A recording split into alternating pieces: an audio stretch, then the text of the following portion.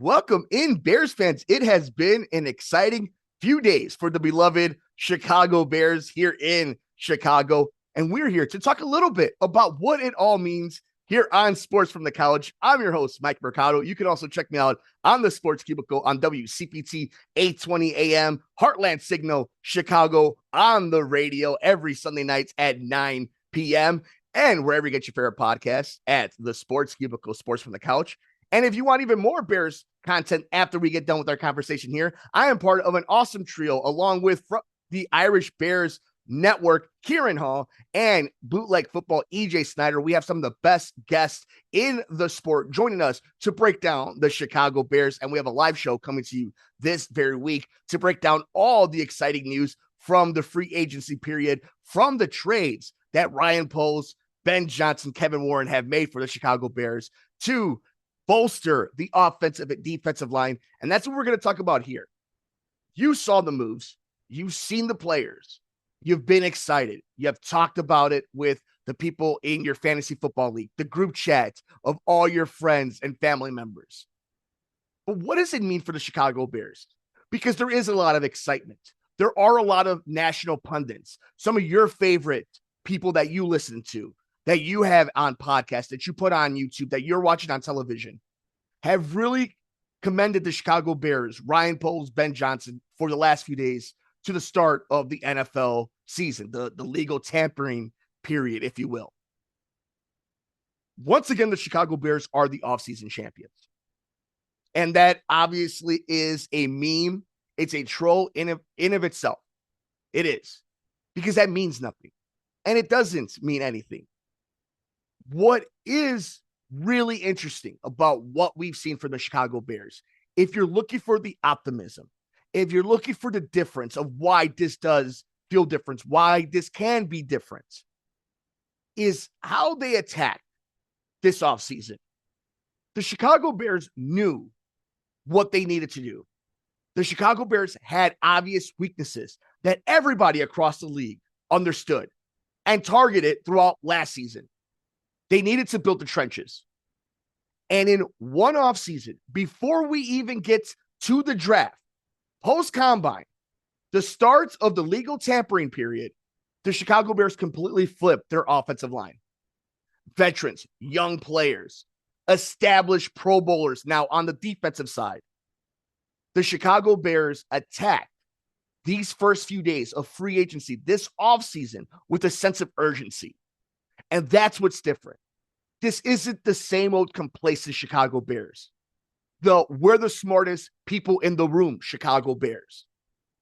The same team that does the dumb mistake, the frustrating mistake, that doesn't learn from its own past misfortunes, seems to have changed a little bit.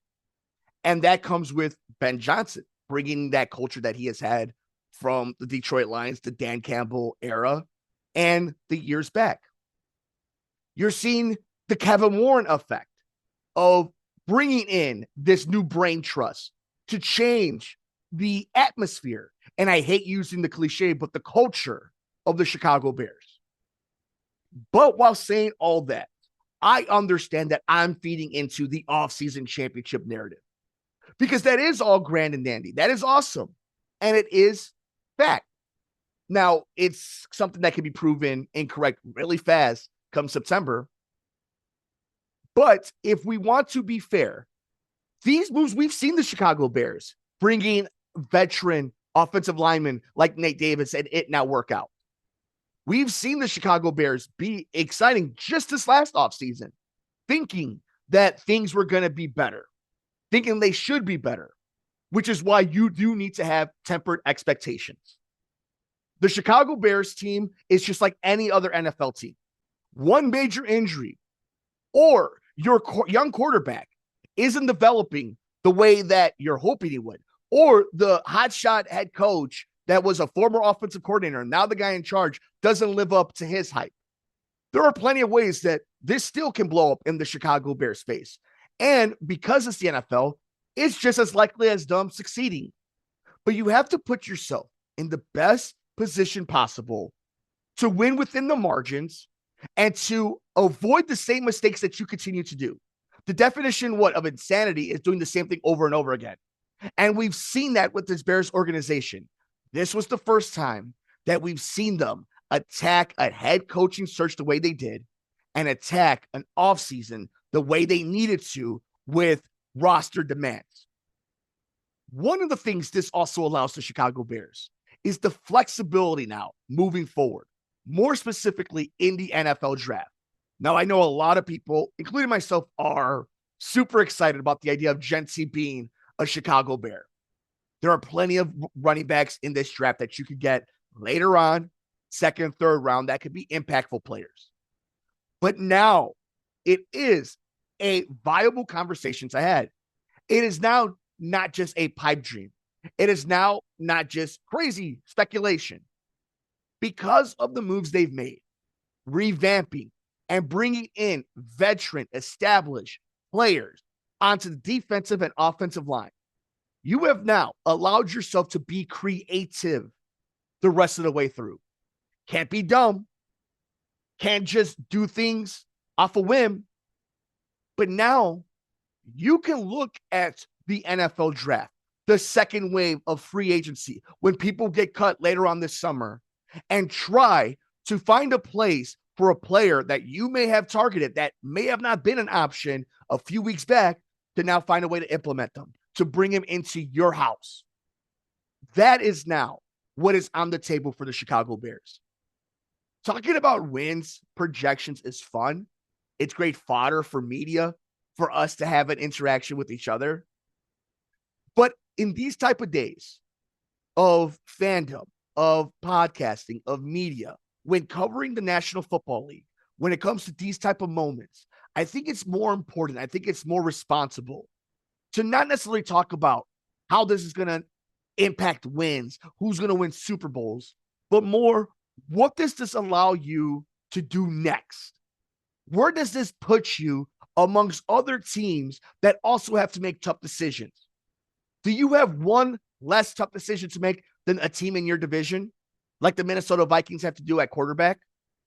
That's the type of thing that normally Chicago Bears offseason champions do not address, have not addressed, have allowed their rivals and other teams in their position to overtake them. You can't say that about this Chicago Bears offseason, whether it was hiring their head coach or now attacking needs that this roster desperately needed. These are things that this offseason, the front office and coaching staff can hang their hat on. Doesn't mean it's going to equate to 11, 12 wins. Doesn't mean it's going to equate to a Super Bowl. It also doesn't mean that it's going to blow up in their face because it just so happens to be the Bears. But you and I can have an honest conversation, whether you're a fan of the Packers, the Bears, or a team in the AFC, that the Bears, the way they address their needs the first few days of the NFL free agency, the way they've traded for respectable players, they are in a better position now than they were 3 weeks ago. And 3 weeks ago, they were in a better position than they were 3 weeks before that because of their hiring of Ben Johnson. The Ben Johnson effect is very real for the Chicago Bears team. We haven't seen how his game plan will be implemented, what the roster will really look like by the end of the summer. But Ben Johnson, hopefully bringing in whatever mentality he has for the game, whatever feel he has for the game, and collaborating with Ryan Poles, who, by the way, while I have questioned a lot of his moves, and a lot of these moves may not work out, if Ryan Poles is willing to admit his mistakes and is willing to adapt like it seems like he is doing this offseason, then kudos to him. Because great organizations find ways to win, to grow, to mature, and not repeat the same mistakes. Great organizations win by finding the little back doors, by winning within the margins of the salary cap, by scouting. That is what we are seeing the new age, the Ben Johnson era of the Chicago Bears trying to implement for themselves. And I think this offseason is a great sample of that. How does it all play off on the field? That's why they play the games. That's why they practice. That is why you and I get to enjoy it. But for right now, if you're a Bears fan, this is a heck of an offseason.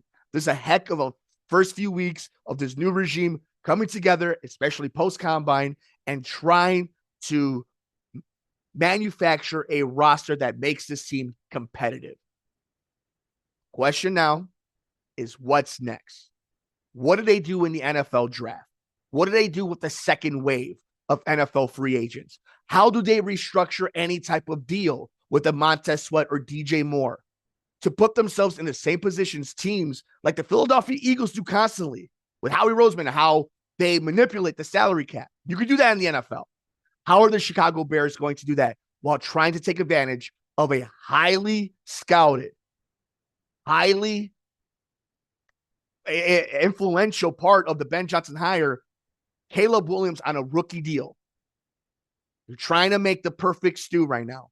They have some of the ingredients. And if you're a Bears fan, you should be ecstatic of how you've seen the last few days. And if you're not, if you're just a fan of the NFL, it should intrigue you that the Chicago Bears seem to have some type of competent ownership, or at the very least, ownership has hired competent people to run one of the charter franchise and one of the most popular teams in the NFL. But we will be talking more about this. I just wanted to come in and really chit chat with you. What did this all mean? What has it mean for the Chicago Bears moving forward? And how should Bears fans be taking the last few weeks, the last few days of the Bears offseason and the way this roster is being put together? We want to know your thoughts. I'm on Twitter at Mike and Media, Instagram, Mike Mercado Media. Make sure you subscribe to us here on Sports from the Couch, on YouTube at The Sports Cubicle. Search us wherever you get your favorite podcast at Sports from the Couch.